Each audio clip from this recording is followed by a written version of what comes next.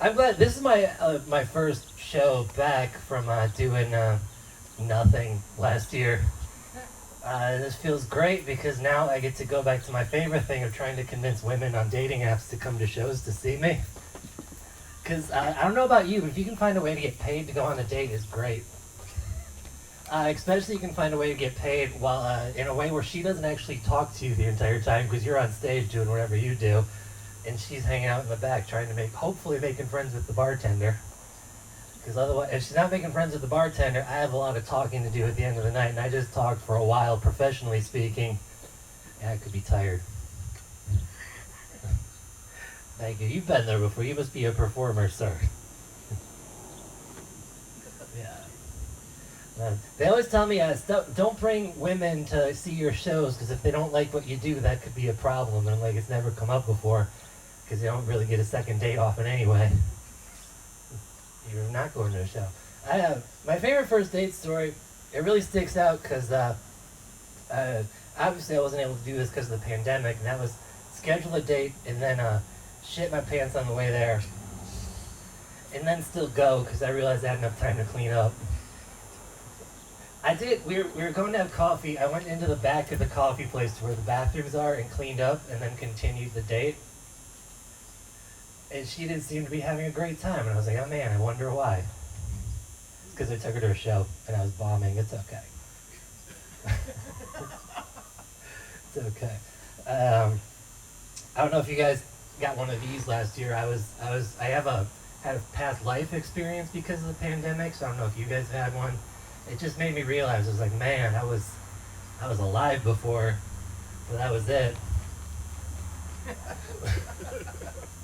Man, I feel like I've been here before. Man, I got insurance again just by not going out drinking from the pandemic. To be fair, I stopped drinking around 2019 because I didn't like having fun for a living anymore. When you tell people you quit drinking, they tend to have a problem with it because it's only a matter of time before they notice you're still doing drugs. Yeah. You know, because like young people, if you pick up an addiction problem, you only have to get rid of the one you're actually addicted to. The ones that help you not mind not having that thing you're addicted to, that's fine. It's probably a problem if it's cocaine. They tend to put fentanyl in that these days. You gotta watch out for that, but there you go. Oh. You guys remember how old you were when you were with your girlfriend and you were just making out, doing whatever you do, and then she stops and she's like, hey, stop exhaling into my mouth when we make out, it's weird. Remember how old you were when that happened? I remember being 18 watching Lilo and Stitch and then just suddenly being confused, like, what do you mean I'm not doing this correctly? First person I've ever kissed before. She stopped, she smushed her face to my face, and then she's like, notice I didn't exhale garlic breath into your mouth.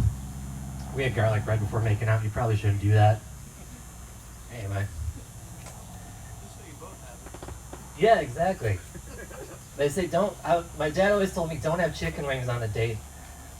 That was more diarrhea related, but I established at the stop of this, I don't need chicken wings to shit my pants on the way to something.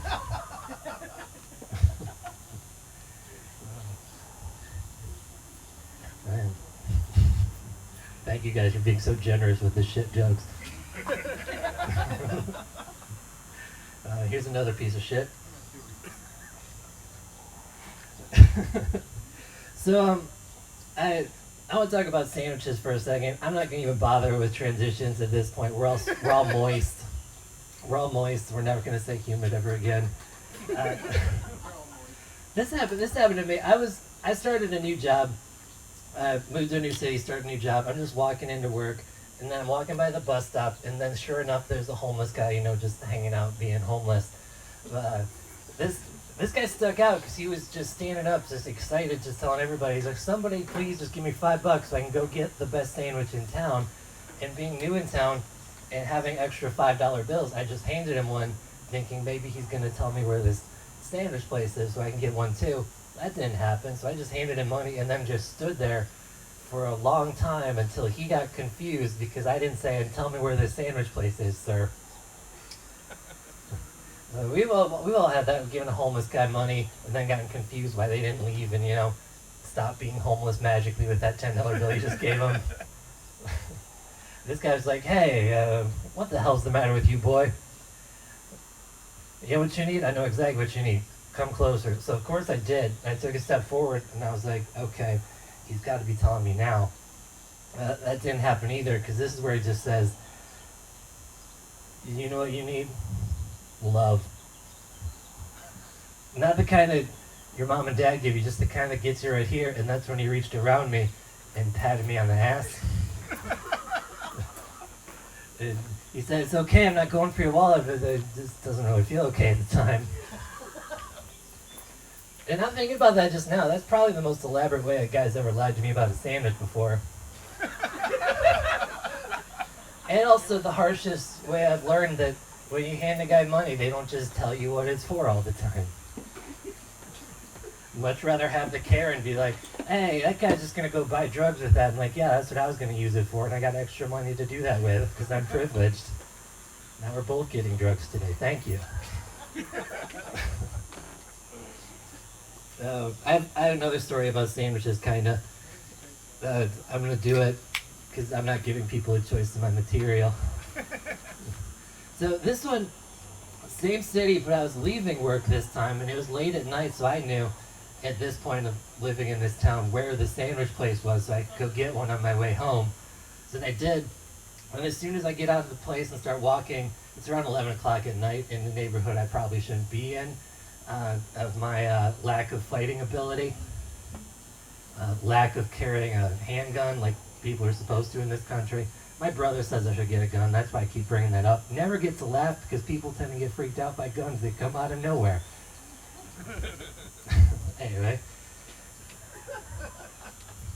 So I get my sandwich, I walk out, I start heading back to my apartment, and then these two scary large gentlemen suddenly get in my way and say, hey, what you got? And then folded their arms while waiting for me to reply. And I knew exactly what I had on me, but I wasn't going to say it because, you don't want to lose your cell phone or your wallet. So I just looked for a second. I was like, I got this sandwich.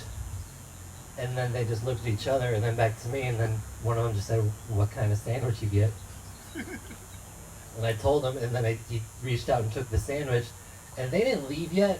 I thought the transaction was over, but I guess I just got robbed by a sandwich. They must have been thrown off for this too, because the next thing that they said was, hey, you seem like an okay dude. Want to follow us down the street? I'll introduce you to our nephew who's got the biggest dick you're ever going to see. Because that's what happened next. I gotta admit, I thought about it, because when you're offered that present, and you're like, I've done a lot of research, maybe this is going to be the biggest one I'm ever going to see. As soon as I thought of that, I was like, maybe I should just leave, because I don't think you can trust a prostitute that only costs a sandwich, whether it's got a big dick or a little one. Thank you, I heard a laugh. Heard a laugh from behind me, I appreciate those. We have more of those coming up. You ever find a girl at a bar you like and you just walk up to her and say, hey girl, I like my women like I like my coffee, just very warm and considerate to my needs in the morning? Nope, just me? Okay. I went out with someone recently, just completely on the premise that she joined the circus and worked as a sexy Godzilla at a strip club before.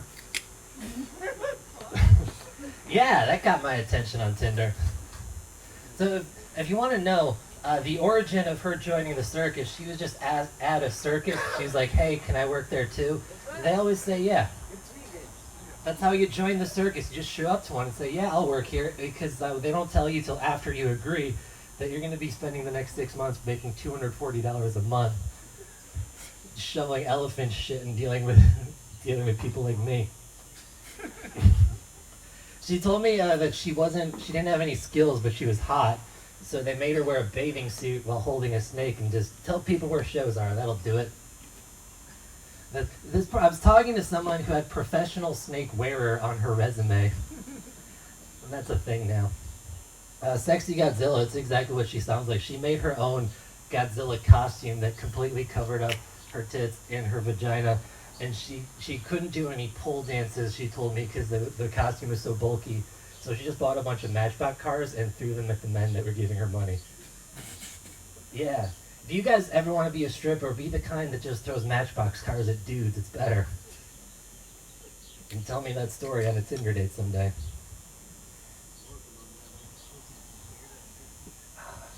I'll introduce you. I've still got her number. That was the first time I didn't get a second date with someone, only because I'd been out with their roommate before and I figured that would be weird. Because I went out with a roommate, and her roommate traded me for a different guy in the bar while we were still on the date. We'd only been there for about 25 minutes, and then I go to the bathroom and I come back. She's like, I hope you don't mind. I just started talking to this guy, and he just seems to want it more. And I was like, okay, guess I'm going to leave now. And I did. Yeah. If you guys can't tell by the sound of my voice, I'm a very uncomfortable person. It's something that comes out a lot, whether professionally or on dates. Like, I get asked all the time, like, why are you uncomfortable? And, like, I can't really explain that to people who don't know me. So I usually just be like, oh, I'm just nervous for a date, rather than say, you ever know what it's like to feel like something stuck on all your fingernails at the same time, just getting deeper?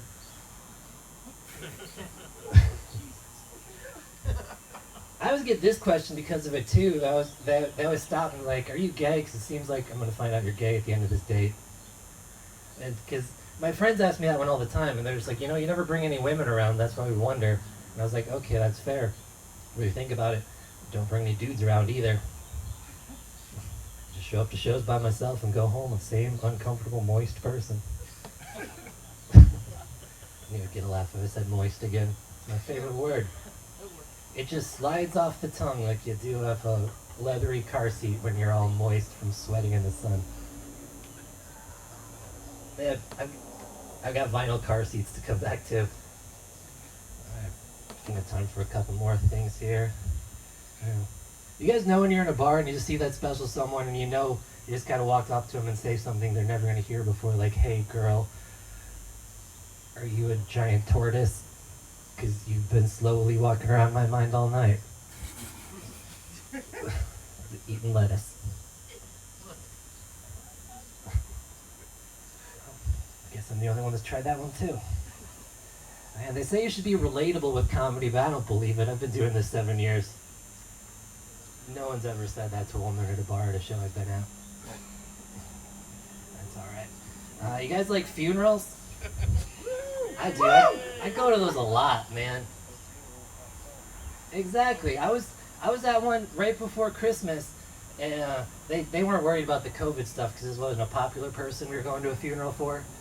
I showed up. It was like we got a church service for it, a nice private service. It was a Catholic funeral, so while everyone's milling in, they're supposed to be just playing somber Catholic songs while everyone's filing in. But then it had taken so long that they ran out of songs, so because it's Christmas, I just started hearing them play Jingle Bells really slowly, like they're trying to make it sad. No one else noticed that. I was also on mushrooms for that funeral. The reason I was at this funeral is because I thought when someone tells you there's a funeral, you're supposed to go to it, even if you don't really know the person. Turns out that's not a thing, just like a homeless guy telling you where the Santa's coming from, because at the end of the funeral, I just texted the person I was going for, like, that was a lovely service, I guess I'll see you later. And then they texted back, had no idea you were coming to this funeral I told you about. I guess that's not a thing. Terrible. I've been working as a lawyer for a while. I don't think you guys should do that because, I don't know if you guys are aware of this, but there's 2 rules that judges came up with. One of them just says ignorance of the law is no excuse, you're still guilty. But then they also came up with a law that says if you're a policeman, you didn't go to law schools, we don't expect you to know the law. That's just a weird thing. And I'm not going to tell you something about pro-cop or anti-cop things. I'm just going to say it's very unfair that everybody isn't judged by the have I gone to law school standard. Because I've been to law school, I never saw you guys there. You guys could get away with so much shit. You just show up with me in court, and that's the legal standard. It's like, hey, Your Honor, my client, clearly they're here for the 5th time on the DUI, but they've never been to law school, so by that standard, we win, right? Unless the cop shows some law school transcripts. I'm not. Feel like some of you want me to say something terrible about the cops, but I don't want to do that right now because I don't have a joke about it. No. No. Say end strong. They say end strong, but I feel like that's always expected. You know?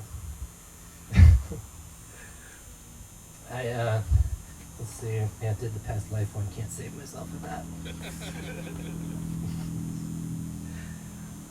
If I can give people one lesson, it's if you have someone die in your house, don't get weirded out when people think it's weird that you keep the furniture they died on, because most people don't realize how expensive that is in the first place.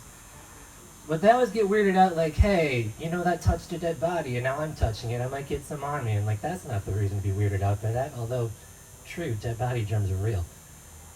The real reason to be afraid of that furniture is now no one can take a nap on that couch or that chair without someone walking by like, oh my god, did it take another one? I feel like that's as strong of ending as I'm going to do. Thank you guys very much. I've been Jason Brent. If you cash at me at Mr. J. Michael B, $10, you can give me $10 worth of notes on anything you heard. Thank you.